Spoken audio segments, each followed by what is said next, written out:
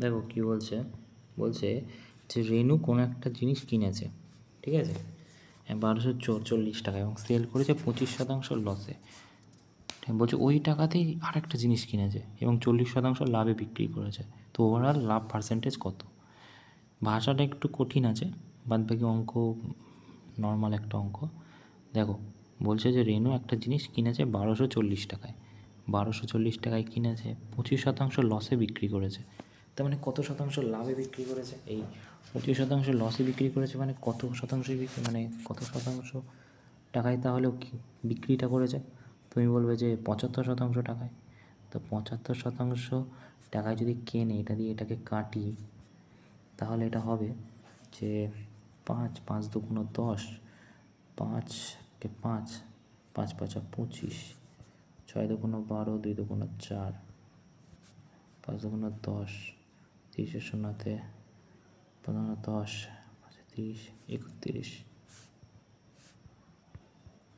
2, 6, 0, 3, 9, 930 টাকায় কী দাঁড়ালো?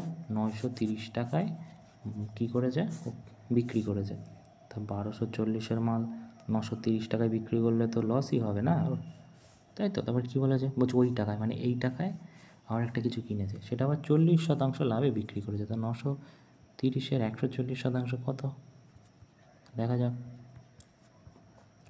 14, 3 4 12, 2 হাতে 1, 4 9 36, আর 1 37। তারপর কি?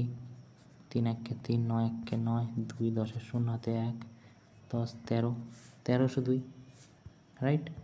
তাহলে কত দাঁড়াচ্ছে? 1302, 1302। ওকে, তাহলে এই টাকাটা এই টাকা হয়ে গেছে। কত বেড়ে গেছে?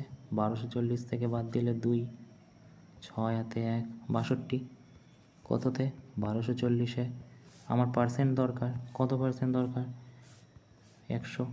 কত হবে তাহলে? 2, 5 দুগুণ 10, 2, 6 দুগুণ 12, 2 দুগুণ 4, 62, 62 কেটে গেলে 5% থাকে, তাই না? তো আমাদেরকে তো এটাই চেয়েছে প্রশ্নের উত্তরে, কত পার্সেন্ট লাভ হবে? 5%।